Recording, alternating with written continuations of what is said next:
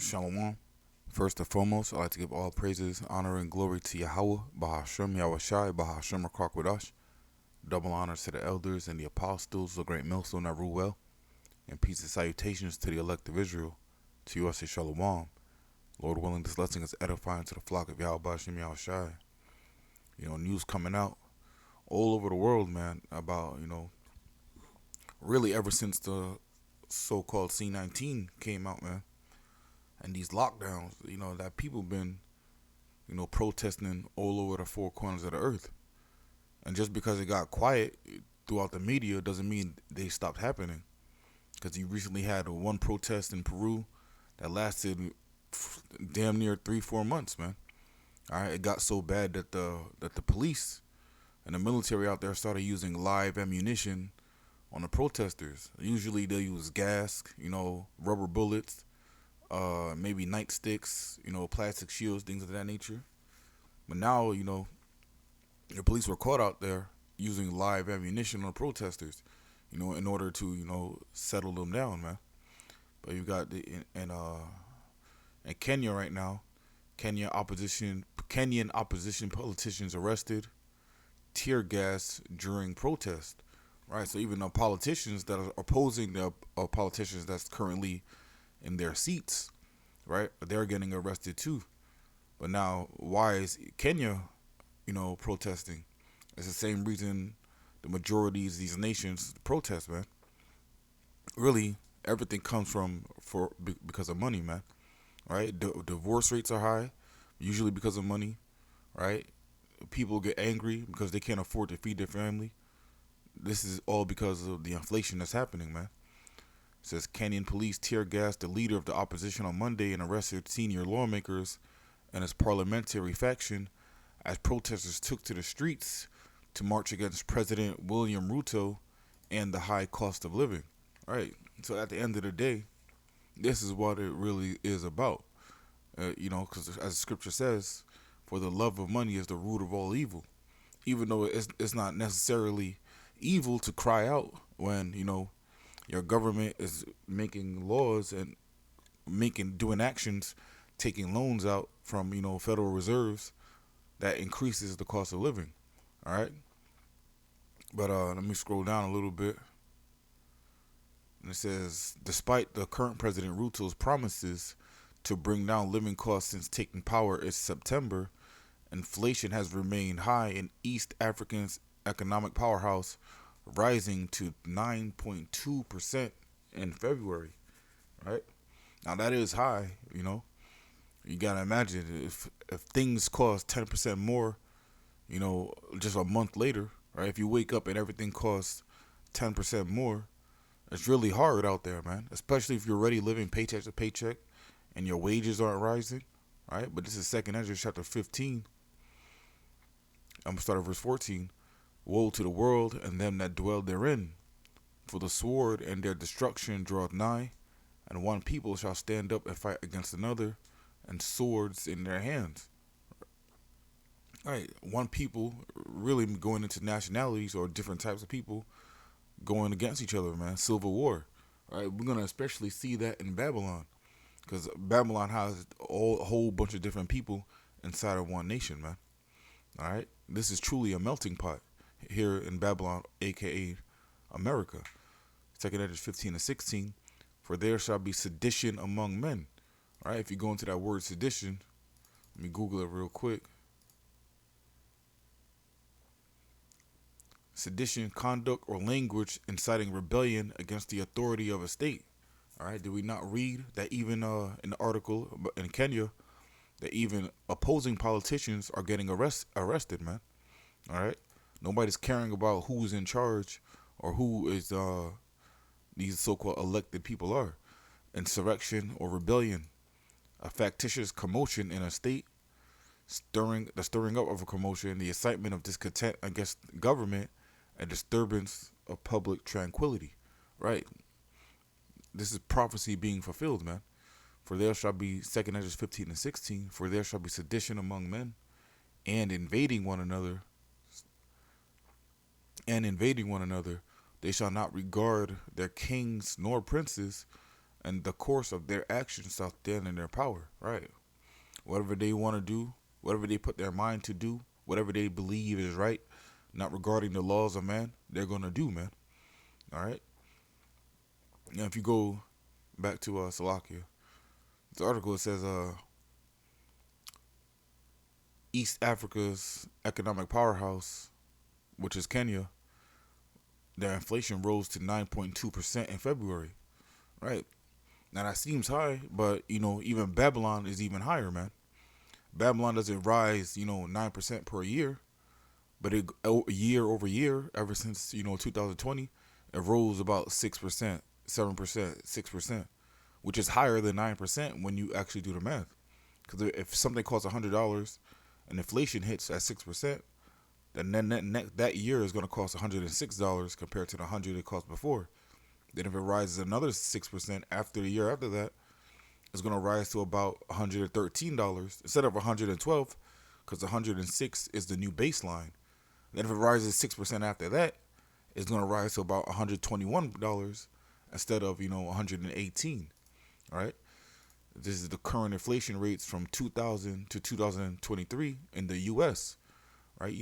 Since about 2013, annual inflation was at about 2%. Right. 1.5, a little under 1%, 2.1, 2.1, 1.9. But ever since the so-called C19 rolled out and the mass printing of money, talking about trillions of dollars, inflation hit 7% one year, 6.5 the next, 6% the next. Now, this makes a lot of things very expensive when you include the fact that wages, or the amount that people are getting paid, isn't rising either. So now you have inflation rising higher than the rates than even in Kenya, but Babylonians aren't doing anything about it, man. Right?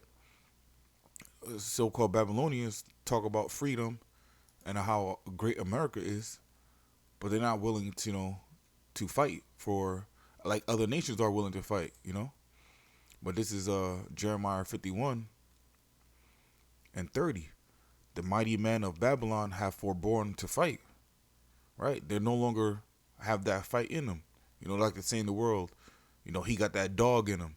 Babylon don't got that in them no more, man. The last time you seen that in Babylon was it about, maybe the 60s, right? Or people were, doing the marches, doing walks, rioting and things of that nature, willing to fight, right? And that was mostly Jake, but, especially around, the so-called hippie movement, you had Esau or people that looked like Edomites marching too, man. All right, willing to fight for their rights, protesting against, the Vietnam War and things of that nature, right? Jeremiah 51 and 30, the mighty men of Babylon have forborne to fight. They have remained in their holds. Their might hath failed. They became as women. They have burned her dwelling places. Her bars are broken. All right. Now you're starting to see this literally in Babylon. The effeminization of the men and the masculization of the women, man. All right. These men, these so-called men, they're being cool with everything their so-called leaders push on them, man. They no longer have the fight to push back. And this is in all because this is prophesied to be like this, but also because if you go into the history of things, man, this is all planned by the wicked elite. Right now, you're seeing a controlled demolition of Babylon, man, in order to implement chaos in society and to implement the order ab chaos, man.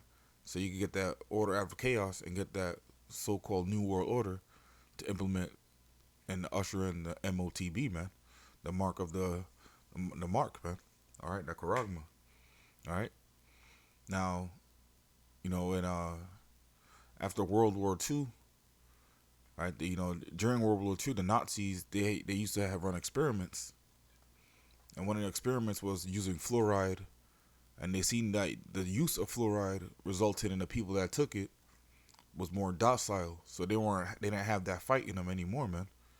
Right? So if you look up Operation Paperclip was a U.S. program that brought, so-called Nazis into America and gave them jobs in high fields, man, such as scientists and politicians, man.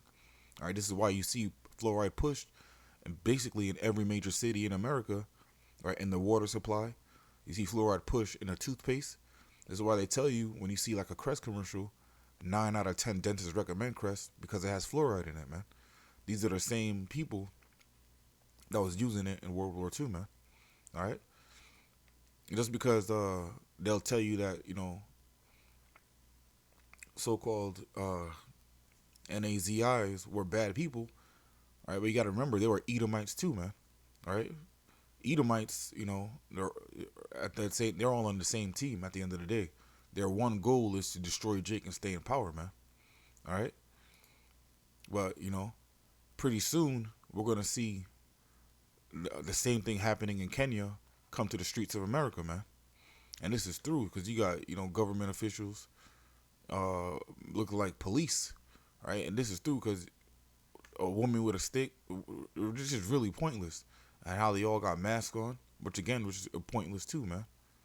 All right, but the Kenyan citizens were only throwing rocks. I've heard so far, man. And then you got this people out here wilding out, man. Now I can see the use of masks because of the gas, but those masks ain't can protect much, man. All right, so there's another one shooting some more gas, but this is coming to the streets of America too, and it's gonna be 1,000 times worse in America. All right, because of what's here, man. All right, there's arsenals here, man. You got private militias here. You have people just have random guns in their house, man. All right. Jeremiah 30:6, ask ye now, and see whether a man doth travail with child. Wherefore do I see every man with his hands on his loins, as a woman in travail, and all faces are turned into paleness. All right. Because this day is going to be so vexing, and so brutal, so hard, that men won't be able to stand up in this day, man. And why is that? Because all hell is about to break loose, man. All right, verse 7, Jeremiah 30:7. Alas, for that day is great, so that none is like it. It is even the time of Jacob's trouble, but he shall be saved out of it. And that he's talking about Jacob, the seed of Israel is going to be saved out of Jacob's trouble. And it's not talking about every Israelite, man. It's talking about really the elect and 1/3 of Israel being delivered or being, spared throughout Jacob's trouble, man. All right, because 2/3 of our people gotta go, right? Because they're cool, and they were pacified by this place, man. They drank that cup, and they were satisfied with it, man. They didn't cry out about the abominations done in the midst thereof, man. All right. All right. Let me go to Google again. And this is how bad Jacob's trouble is gonna be, man.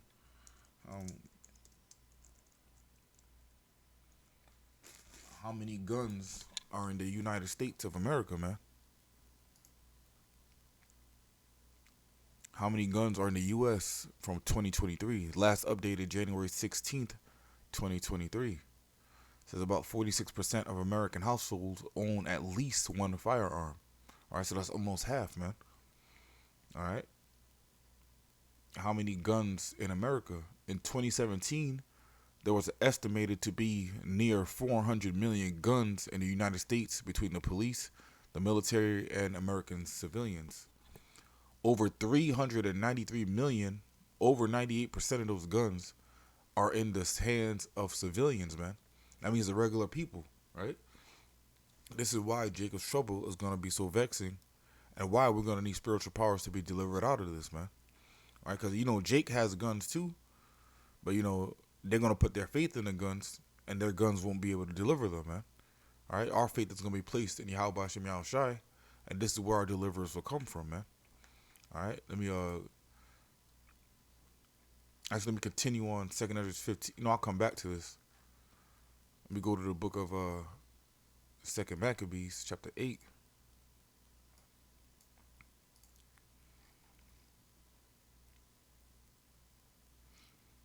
Second Maccabees 8:18.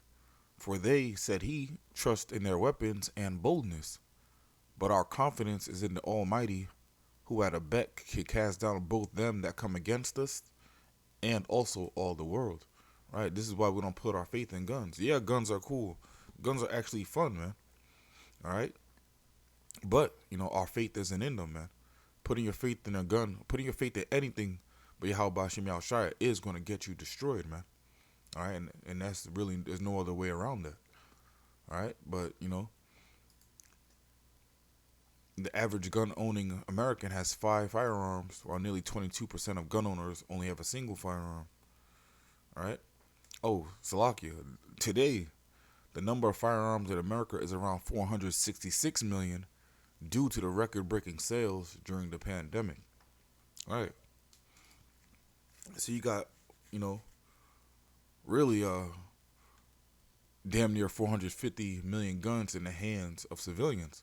Now, there's only really about 330 allegedly civilians in Babylon in America. Now, you got to consider the fact, probably a third of them are senior citizens and children, right? So really, it's really 450 million guns for about 200 million people, man. All right? This is why all hell is going to break loose, man. Now, you can think about it. All these guns, and you're going to have all hell breaking loose. Things are going to be sky high in price, right? People won't be able to feed their family, right? So they're going to go out and get it by any means necessary, man. Let me go back to 2nd Esdras.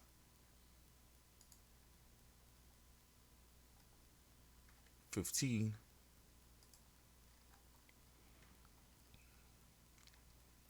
And 17, a man shall desire to go into a city and shall not be able. Right? You're going to especially start to see this. Now they're talking about 15-minute cities where everything you need will be in a 15-minute radius from your dwelling place, man. Your work, your place of worship, the foods you like to eat, right?